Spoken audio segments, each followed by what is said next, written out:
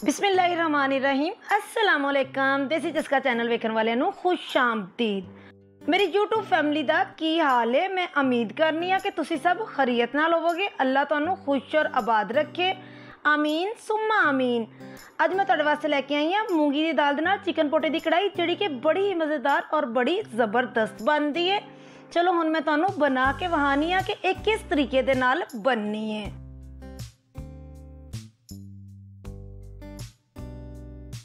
सब तो पहले 1 किलो पोटियां नूं लैके कढ़ाई दे विच चंगी तरह जोड़ लेना। ऑयल नहीं पाना और इन्हां नूं 5 मिनट वैसे ही भुनना है। आपां इन्हां दा पानी खुशक करना है।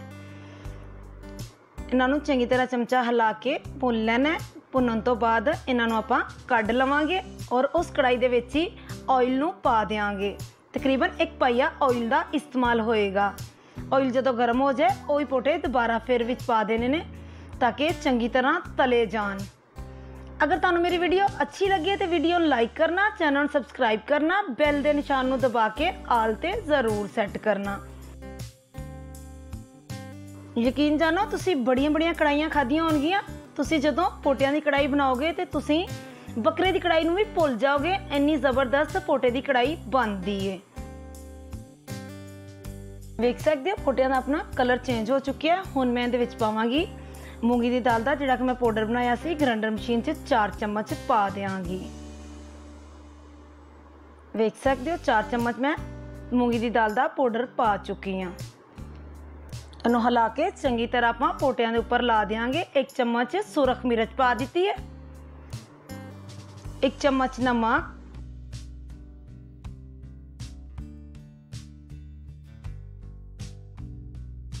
एक चम्मच हल्दी।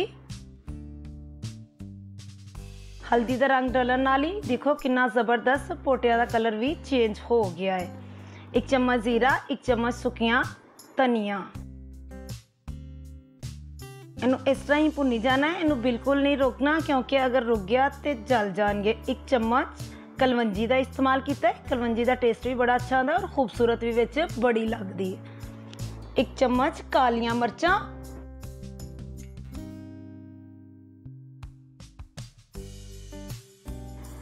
4-5 सब्ज़ मिर्चां कुंडी विच कुटियां होईयां,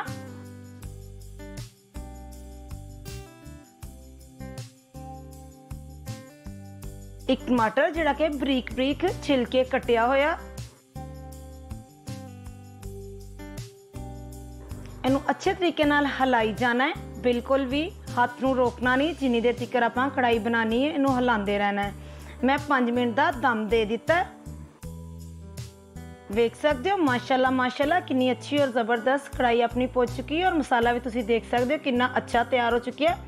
मैं पानी का बिल्कुल नहीं इस्तेमाल किया। अपने पानी दे विच ही पोटे ज़बरदस्त पक चुके ने। हुण मैं तुहानूं प्लेट च कढ के वहानी हाँ कि कितने अच्छे और कितनी ज़बरदस्त माशाल्लाह माशाल्लाह अपनी डिश तैयार हो चुकी है। थोड़िया जनिया धनिया उपर पा देंगी, खूबसूरती भी आ जाएगी, खुशबू भी बड़ी अच्छी लगती है। मैं तुहानूं तोड़ के वहानी हाँ कि पोटे अपने ज़बरदस्त माशाल्लाह गल चुके ने। फिर मिलांगे एक नई वीडियो दे नाल। बाय बाय, अल्लाह हाफिज़।